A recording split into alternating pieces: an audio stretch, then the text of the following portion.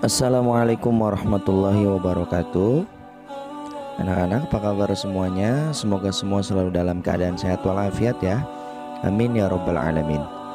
Kembali lagi kita mempelajari pelajaran fikih, yaitu sekarang kita sudah masuk bab yang kedua di semester yang kedua, yaitu tentang haji dan umroh. Namun sebelum kita lanjut pembelajaran kita pada hari ini, mari sama-sama kita berdoa terlebih dahulu. Bismillahirrahmanirrahim. Rabbi zidni ilma warzuqni fahma, amin. Silahkan dibuka di buku paket di halaman 65 ya. Ibadah haji telah dikenal sejak zaman Nabi Ibrahim alaihi salatu wassalam. Pada waktu itu, beliau beserta putranya Nabi Ismail alaihi salam diperintahkan oleh Allah Subhanahu wa taala untuk membangun Baitullah atau Ka'bah. Sejak itu, haji menjadi tradisi masyarakat Arab dan sekitarnya sampai ditetapkannya ibadah haji sebagai kewajiban ketika masa kenabian Nabi Muhammad SAW berlangsung.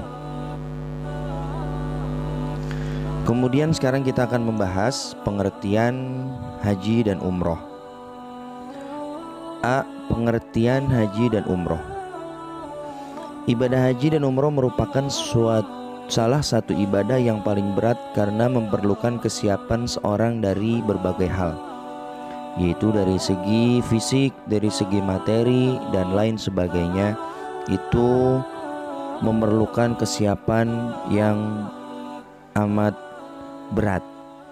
Untuk melaksanakan ibadah ini, seorang muslim harus menyiapkan biaya yang cukup besar, tenaga, waktu, dan kesehatan.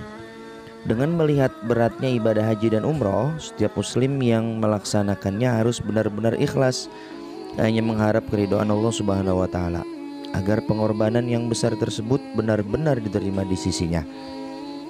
Kemudian yang satu, pengertian haji. Silahkan diberi garis bawah.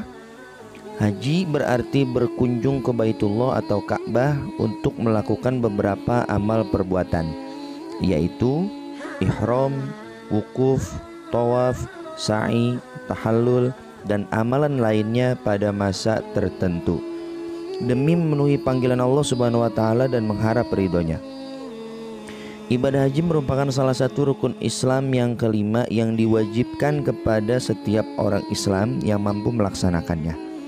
Kewajiban ibadah haji ini diperintahkan Allah dalam Quran surah Al-Imran ayat 97. A'udzu billahi minasyaitonir rajim. Walillahi 'alan nasi hajjul baiti man istata'a ilaihi sabila. Dan di antara kewajiban manusia terhadap Allah adalah melaksanakan ibadah haji ke Baitullah, yaitu bagi orang-orang yang mampu mengadakan perjalanan ke sana. Bagi setiap muslim yang telah memenuhi syarat kemampuan untuk melaksanakan ibadah haji, mereka wajib melakukannya sekali seumur hidupnya. Ya, jadi wajib haji itu hanya satu kali seumur hidup.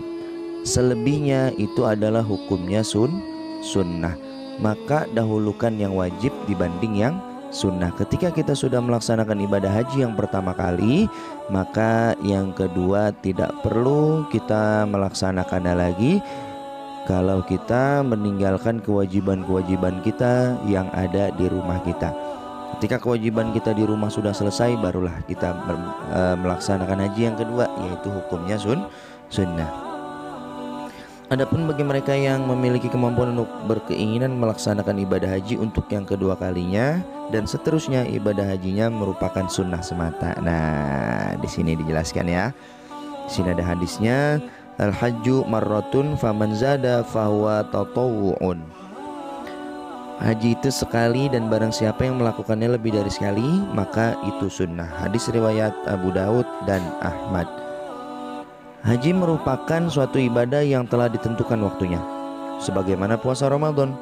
Bulan-bulan untuk melakukan haji telah ditetapkan Allah Subhanahu wa taala. Ibadah haji tidak boleh dilakukan pada bulan-bulan selain yang telah ditetapkan Allah Subhanahu wa taala.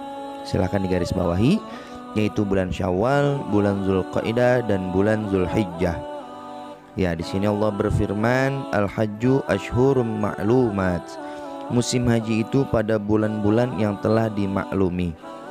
Dan waktu pelaksanaan haji adalah pada bulan Syawal, Zulqaidah hingga terbit fajar pada malam tanggal 10 Zulhijjah, sebagaimana dijelaskan oleh sahabat Ibnu Umar dalam hadis berikut.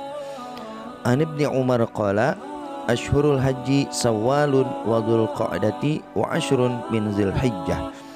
Dari Ibnu Umar berkata, bulan-bulan haji adalah bulan Syawal, Dzulqa'dah dan 10 hari bulan Zulhijjah. Yang terpenting yaitu wukuf di padang Arafah yang dilaksanakan pada tanggal 9 daripada bulan Zulhijjah. Baik anak-anak, mungkin sampai di sini dulu pembahasan kita untuk pengertian ibadah haji. Semoga semua dapat memahaminya dan tentunya semoga kita semua dapat berkunjung ke Baitullah. Amin amin ya rabbal alamin.